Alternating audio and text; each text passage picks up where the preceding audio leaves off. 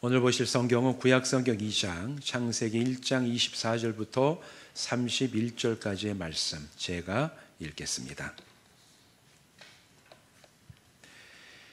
하나님이 이르시되 땅은 생물을 그 종류대로 내되 가축과 기는 것과 땅의 짐승을 종류대로 내라 하시니 그대로 되니라.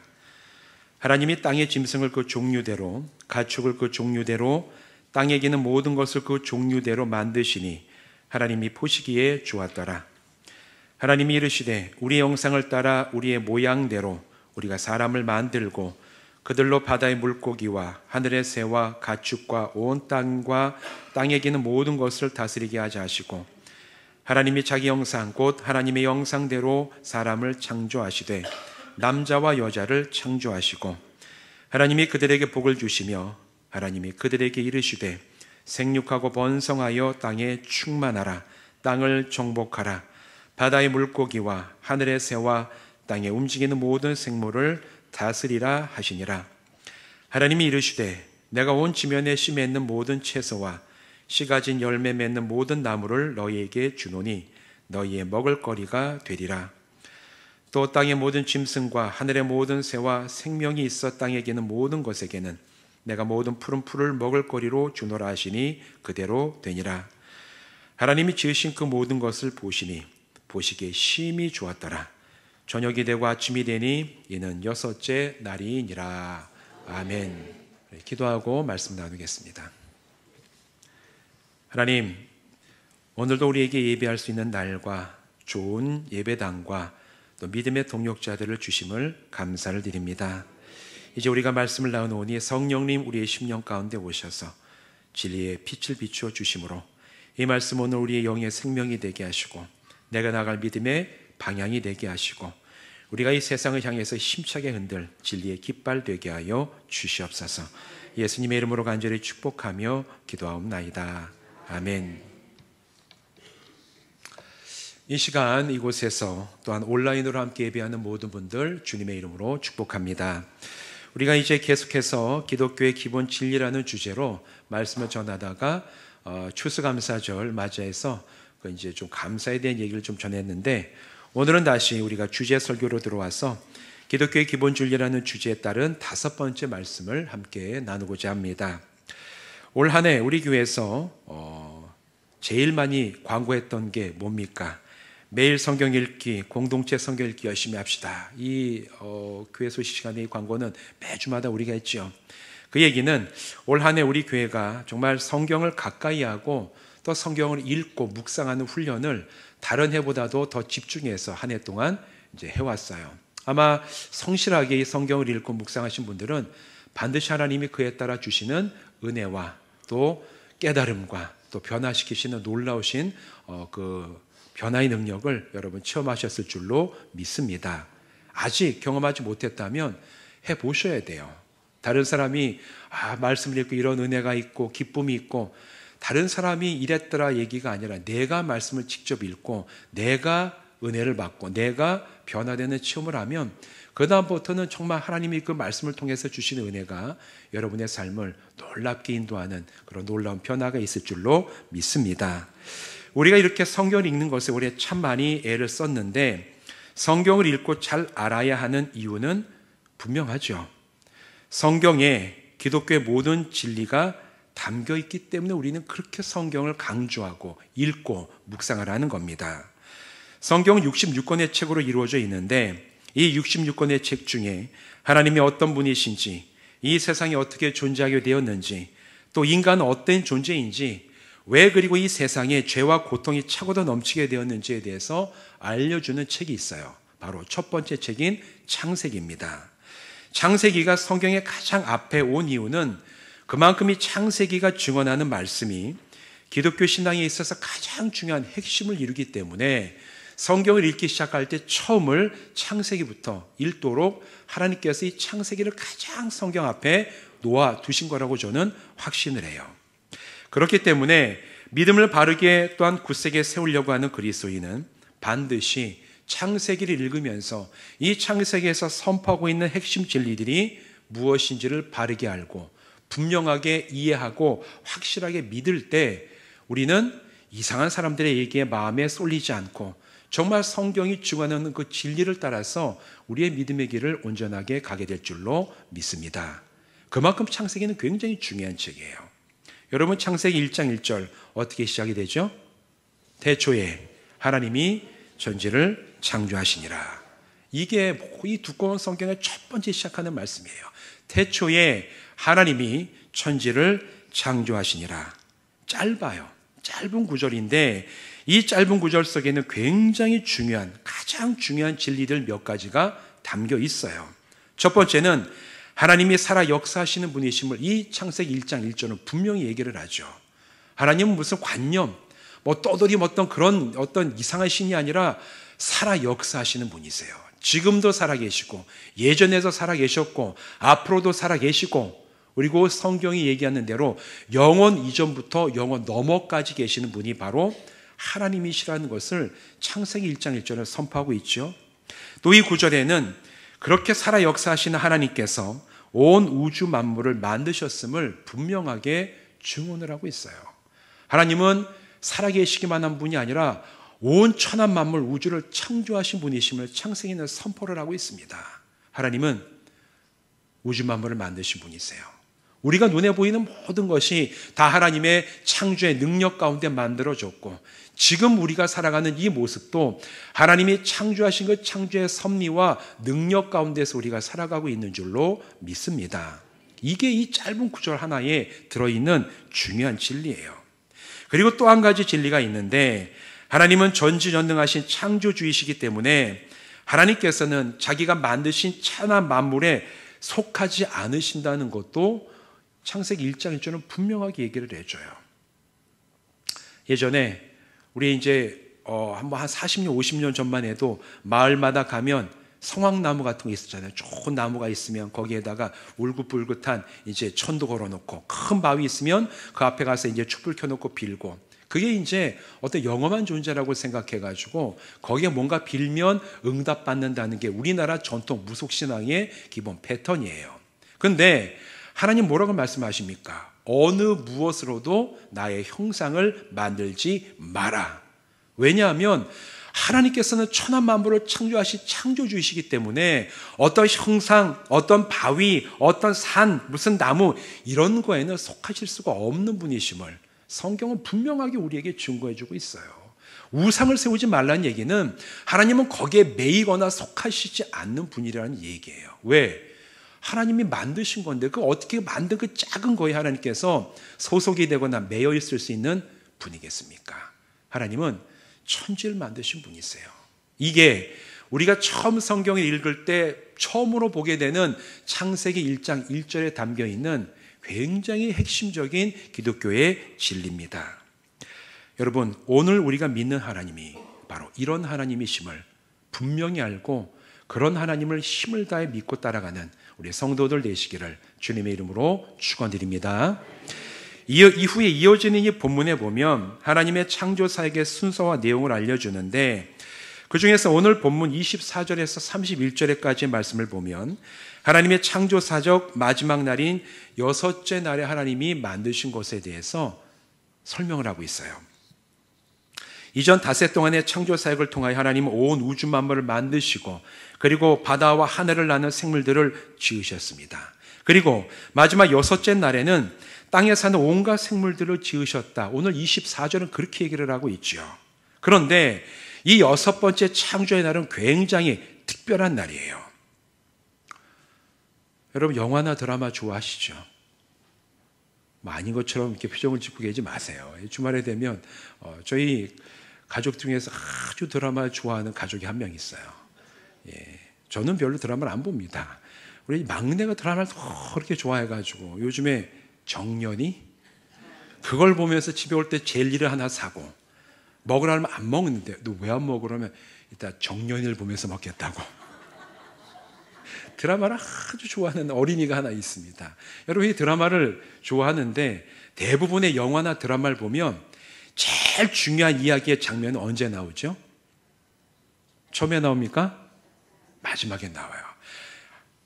마지막에 너무 재밌고 절정인데 끝나, 이제. 그러면 어떻게 돼요? 다음 주에도 봐야 돼요. 그게 궁금해가지고. 모든 이 드라마나 영화는 그렇게 구성이 됩니다. 제일 중요한 건 마지막에 나와요. 드라마 전체를 봐도 제일 중요한 이야기는 마지막 회에 나오고 끝납니다. 하나님의 창조하심도 마찬가지예요. 하나님의 창조가 6일 동안 쭉 진행이 되는데 마지막 6번째 날에는 가장 중요한 존재를 만드셨어요. 무엇을 만드셨죠? 사람을 만드셨습니다. 그 수많은 생물들과 생명체를 다 만드셨는데 마지막 6번째 날 가장 마지막 순서에 하나님은 가장 중요한 존재를 만드셨는데 바로 그게 사람인 거예요. 제일 중요하고 제일 위대한 존재인 사람을 만드셨어요. 하나님께서 사람을 만드신 것이 놀랍고 아주 특별한 이유가 있습니다. 우리 26절과 27절 같이 한번 읽어보실까요? 시작. 하나님이 이르시되 우리의 형상을 따라 우리의 모양대로 우리가 사람을 만들고 그들로 바다의 물고기와 하늘의 새와 가축과 온 땅과 땅에 있는 모든 것을 다스리게 하자 하시고 하나님이 자기 형상 곧 하나님의 형상대로 사람을 창조하시되 남자와 여자를 창조하시고. 아멘. 성경은 사람이 참 특별한 존재라고 얘기를 하는데 그 특별한 이유가 있어요. 그 이유는 바로 하나님께서 사람을 하나님의 형상과 모양을 따라 만드셨기 때문이라고 선포를 합니다. 성경이 기록되던 이 성경이 기록되던 시대에도 그때도 다른 종교들이 있었어요. 고대 이집트의 종교나 그리스 로마 신을 섬기는 그런 종교들도 있었는데 그런 종교들도 나름대로 신과 인간 사이의 관계를 설명을 합니다. 이집트나 중근동에 있었던 마르둑 이런 신들을 섬기는 고대 종교들은 신과 인간은 달라요. 근데 유일하게 신을 닮은 인간이 있습니다. 왕이나 바로, 이제 제일 높은 귀족 이런 사람들은 신을 닮거나 신의 아들이라고 인정을 하고 칭송을 하고 섬겼어요. 그런데 왕이나 아주 특별한 존재 외에는 나머지는 다 신의 노예 같은 존재로 여기고 실제로 노예같이 살아갔죠. 이게 이 성경이 기록될 당시에 고대 근동사회가 신과 인간의 관계에 묘사한 거였습니다. 나중에 신약 시대로 오면은 그때는 유명한 신들이 뭐냐면 바로 그리스 로마 시대의 신들이 이제 아주 그때 사람들이 섬기던 신들이었어요. 근데 이때의 신들을 보면 이 신들은 인간과 너무 똑같은 신들이에요. 그래서 신들끼리 서로 싸우고 시기 질투하고 서로 결혼했다 이혼도 하고 술 마시고 노는 이야기들로 그리스 로마 신화가 가득 차 있어요. 어떤 이 신들은 인간과 전혀 같지 않고 아주 특별한 사람만 이 신의 아들이라고 여기든가 아니면 신이 인간과 너무 똑같아가지고 이게 신인지 인간인지 구분이 안 되는 그런 시대, 그런 종교들이 성경이 기록되던 시대에 사람들이 믿던 종교입니다. 그런데 성경은 하나님이 사람을 하나님의 형상을 따라 지으셨다고 분명하게 얘기를 해요. 이 말은 어떤 왕이나 귀족이나 이런 특정한 존재뿐만이 아니라 지음받은 모든 사람이 하나님을 닮은 존재라고 선포를 해요. 이게 위대한 성경의 선언입니다. 어떤 특별한 귀족, 어떤 왕족 이런 사람들만 신과 관계 있고 신을 닮은 사람이 아니라 모든 인간, 지음받은 모든 사람, 모든 남자와 여자가 하나님의 형상을 따라 지음받았다는 것이 성경이 처음으로 선포하고 있는 인간에 대한 정의예요. 여러분, 저와 여러분 모두가 하나님을 닮은 사람인 줄로 믿습니다. 안 믿어지세요? 여러분, 옆에 사람을 한번 보세요. 어떻게 생겼습니까? 하나님처럼 생겼습니까? 예, 우리의 모습은 하나님 닮지 않았죠. 그러나 성경은 분명하게 증언하고 있어요. 우리 모두가 지음받은 모든 사람이 다 하나님을 닮은 존재임을 성경은 분명하게 선포를 하고 있어요. 여러분 이 말씀 들으면 아유 그런가 보다. 내가 어릴 때부터 성경 읽고 신앙생활을 하다 보니까 사람이 하나님의 형상 따라 지음받았다는 그 얘기가 너무 익숙하고 그러다 보니까 별로 감흥이 없다면 여러분은 그 영적인 신앙의 바탕을 갈아엎어야 돼요. 왜냐하면 이 성경을 처음 읽고 이야기를 처음 들었던 사람들에게 이 말씀은 엄청나게 충격적인 얘기였어요. 아니 사람이 왕족이나 어떤 귀족 이런 사람뿐만 아니라 노예도 평범한 평민도 남자도 여자도 모두가 다 하나님의 형상을 따라 지음받은 존재라고? 이거는 고대 사회에 엄청나게 충격적인 얘기였어요. 그래서 이 말씀을 들었던 사람들이 이 성경이 뭘 얘기하고 있는지 성경이 지으신 하나님, 성경이 말하는 하나님의 어떤 존재인지를 그들이 알고 싶어하고 믿고 싶어하고 따라가고 싶어했던 그런 원동력이 바로 여기에서 나오는 겁니다. 아니, 우리가 하나님을 닮은 존재라고 어떻게 이런 일이 이 세상에 있을 수가 있겠는가? 사랑하는 성도 여러분, 그때 초대교회 성도들이 발견하고 느꼈을 그 놀라움과 경이로움을 여러분의 심령 속에도 회복하시기를 주님의 이름으로 축원드립니다. 그런데 저는 이 말씀을 준비하면서 예전부터 저는 이런 생각을 했어요. 아니, 이 세상엔 참 많은 생명체가 있어요. 얼마나 많은 동물과 생명체들이 있습니까? 그런데 하나님은 그 많은 생명체 중에서 또 사람에게만 가장 큰 관심과 사랑과 은혜를 베푸세요. 요한복음 3장 16절 이렇게 얘기를 하죠. 하나님이 세상을 이처럼 사랑하사 독생자를 주셨으니 이는 그를 믿는 자마다 멸망하지 않고 영생을 얻게 하려 하심이라. 하나님은 세상을 사랑하십니다. 인간만 사랑하시는 게 아니에요. 세상 지으신 모든 만물을 사랑하세요. 근데 그 중에서 인간에게만 특별하게 구원의 길을 허락하시고 부르시고 자녀 삼아주시고 새로운 길을 열어주시는 그 하나님은 왜 그렇게 인간에게 요즘 말로 얘기하면 집착하실까? 왜 하나님은 그렇게 인간만을 생각하시고 집착하시는 분으로 성경은 그렇게 얘기하고 있을까? 이런 의문이 들었어요. 여러분, 여기에 대한 대답은 이미 오늘 이 본문 가운데 나와 있어요. 사람이 하나님을 닮았기 때문에 하나님은 그 사람을 그토록 사랑하시고 애틋하게 여기시고 돌보시고 부르시고 은혜를 베풀어 주시는 겁니다. 여러분, 이거는 꼭 부모가 자녀를 사랑하는 것 굉장히 비슷하지 않습니까? 여러분, 세상에 사람이 얼마나 많이 있어요. 그 중에 제일 내 마음이 가는 사람이 누구죠? 모르시는구나, 다들. 예. 자녀를 낳아보신 분들은 알아요. 이 세상에 이제 군대 가면 여러분, 이제 저희는 형제가 아들밖에 없습니다. 부모님 이제 오셔서 예배 드리시는데 아들 군대 가면 이제 훈련소 마치게 되면 가잖아요. 거기 군인들이 얼마나 많아요. 요즘에는 별로 없지만 저희 때는 이제 한 달에 제대하는 이게 훈련소 수료하는 사람이 600명, 700명씩 되는데 가도 다른 사람은 다 군복 입혀놓으면 다 고개서 고래요. 다 똑같은 모자 쓰고 똑같은 옷을 입고 있으니까. 근데 그래도 자기 자식을 알아보는 그런 사람이 있어요. 누가 알아보죠? 부모는 알아봐요. 부모는. 그게 왜 알아봅니까? 나를 닮은 존재이기 때문에 알아보는 거 아닙니까? 나를 닮고 내 피가 흐르고 정말 내가 사랑하는 존재이기 때문에 그 똑같은 옷을 입혀놓은 그 사람들 사이에서도 내 새끼와 내 자식을 알아볼 수 있는 게 그게 부모의 마음 아닌가요? 근데 여러분, 하나님의 마음이 바로 그런 거예요. 이 세상 수많은 생명체가 있지만 인간에게만 그렇게 많은 사랑을 베푸시고 돌보시고 함께 하시고 싶어 하시는 그 마음이 있는 이유는 사람이 하나님을 닮았기 때문에 그래요.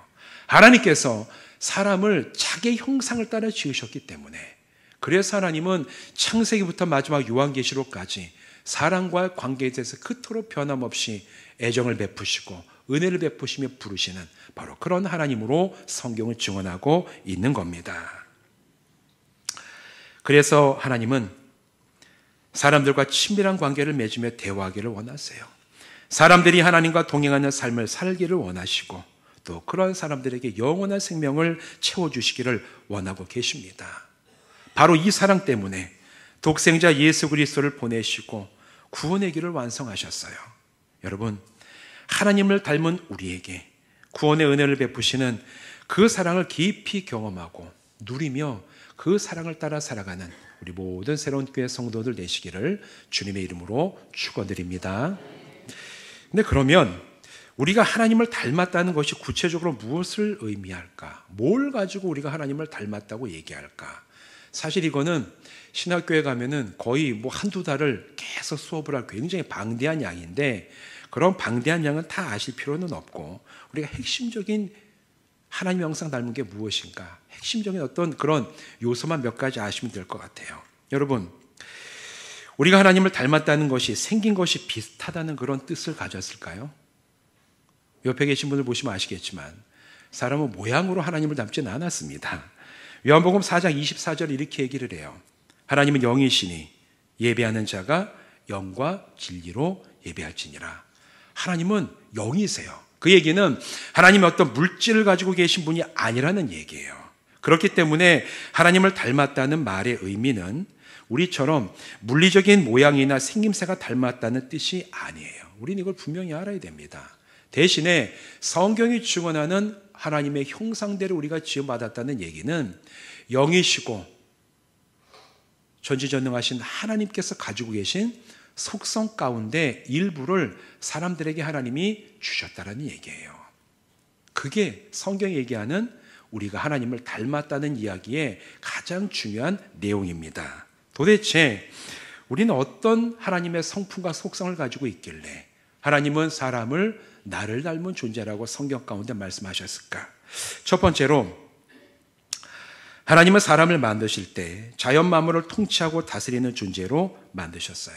여러분, 자연 만물을 통치하고 다스리는 것은 하나님의 속성입니다. 하나님은 왕으로 오셨다고 얘기해요. 그래서 우리가 이 구약을 보면은 이스라엘의 진짜 왕은 늘 하나님이셨어요. 하나님은 그래서 통치하시고 다스리시는 분이신데, 이 하나님이 만드신 천하 만물 생명체 중에 유일하게 통치할 수 있고 다스릴 수 있는 그런 권세와 능력을 가진 존재가 인간입니다. 인간만 그래요. 물론 사나운 동물들도 그 능력을 가지고 다른 동물들을 이렇게 지배할 때도 있지만 그런 차원의 지배가 아니라 천하 자연 만물을 통치하고 다스리고 그걸 이용해 가지고 문화를 세우고 창조력을 발휘할 수 있는 그 유일한 능력은 천하 만물 가운데 인간만이 부여받았어요. 왜 그러냐면 하나님께서 주셨기 때문인 줄로 믿습니다. 그래서 우리가 오늘 통치하고 이 천하 만물을 다스리고 만들고 창조해낼 수 있는 그 모습들을 볼 때, 아, 사람은 하나님을 닮았구나.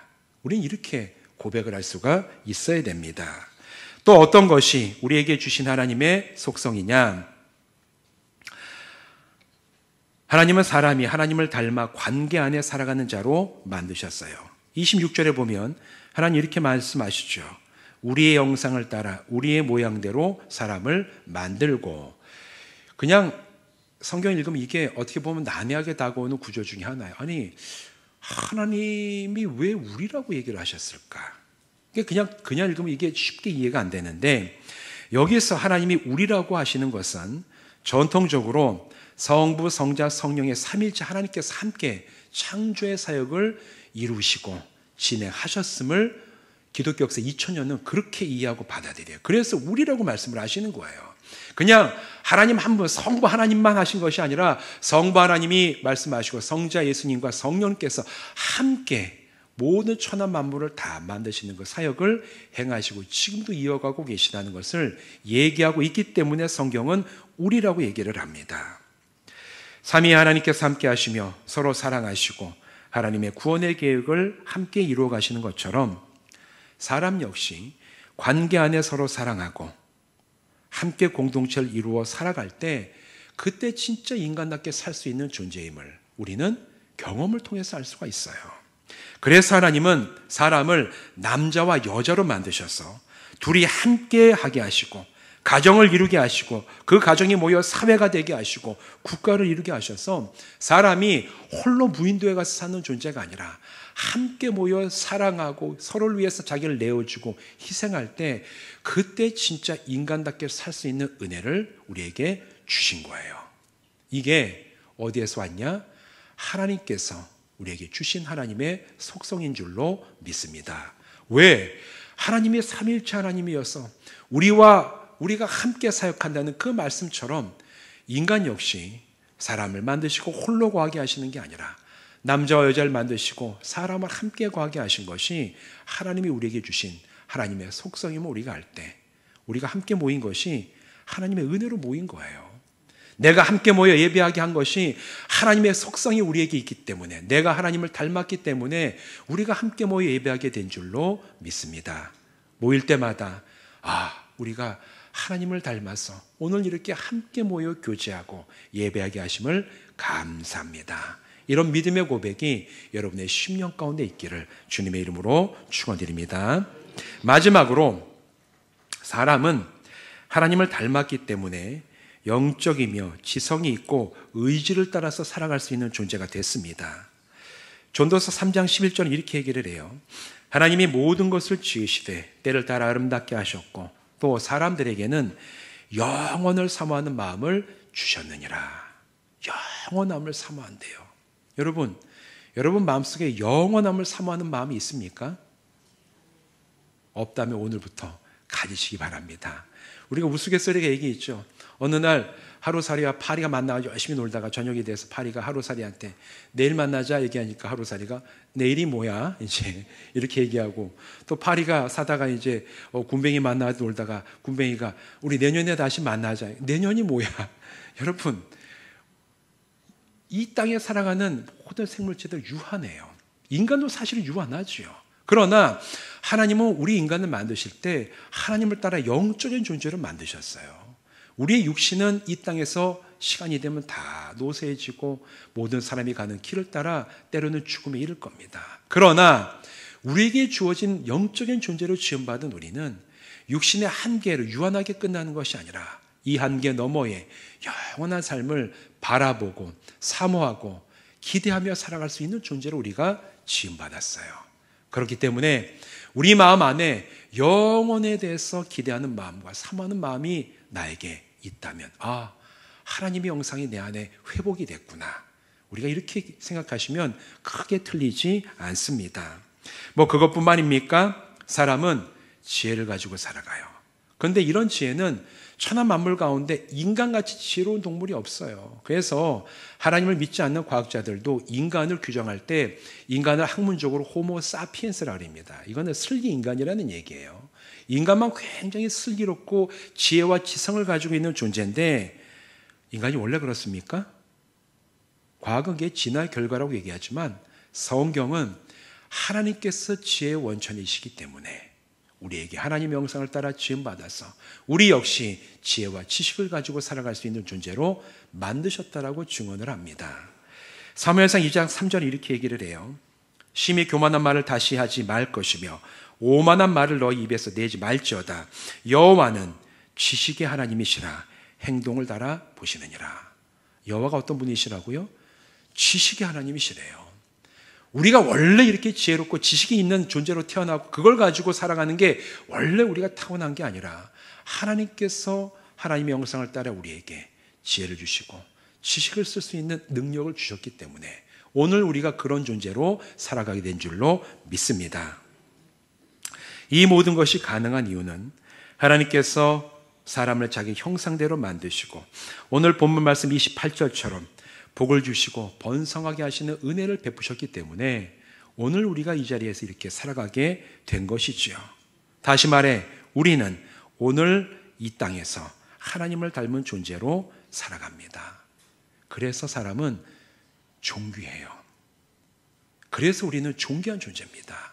세상이 나에게 뭐라고 얘기하고 가진 게 뭐가 있고 공부를 어디까지 하고 뭐 세상에서 지위가 어떻고 세상은 우리에게 이게 이런 여러 가지 기준을 들이대지만 그러나 우리는 그런 기준으로 판단받는 사람이 아닙니다. 왜? 성경은 우리에게 존귀하다고 얘기하기 때문에요. 왜 존귀합니까? 저와 여러분 모두가 하나님의 형상을 따라 지음받은 하나님을 닮은 사람이기 때문에 오늘 우리는 여전히 존귀한 자로 이곳에 선 줄로 믿습니다. 여러분 여기 옆에 있는 사람 한번 보세요.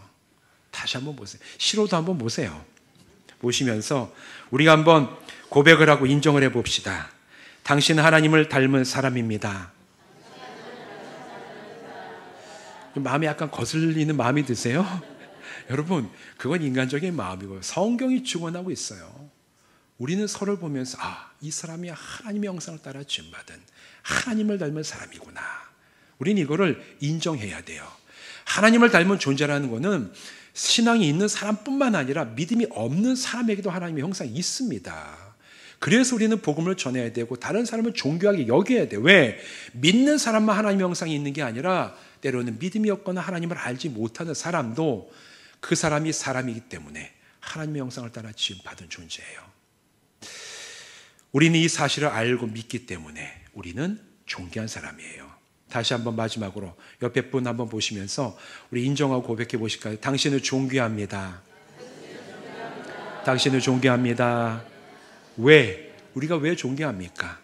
하나님을 닮은 존재이기 때문에 우리는 존귀하고 존엄하고 세상이 우리에게 뭐라고 얘기해도 우리는 그것이 아니라 성경을 따라 살아가는 하나님의 자녀인 줄로 믿습니다. 사랑하는 성도 여러분, 이 고백이 여러분의 정체성이 되기를 바랍니다. 세상이 우리를 향해 무엇이라고 말해도 우리의 정체성은 성경이 있어요. 저 여러분은 하나님을 닮은 존재입니다. 그래서 존엄하고 귀합니다.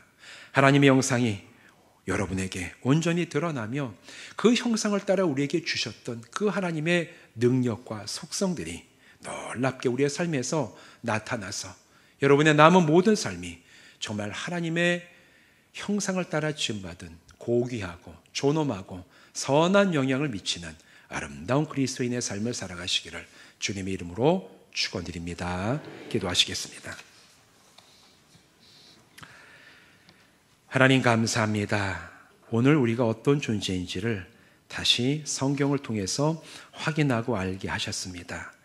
세상은 우리들에 대해서 여러 가지 기준을 들이대면서 네가 이런 존재라고 강요하지만 그러나 우리는 그것을 따라가지 않고 성경이 우리에게 선포하는 것처럼 우리가 하나님의 형상을 따라 지음받은 존엄하고 귀한 존재임을 확신을 하며 이 자리에 나왔습니다.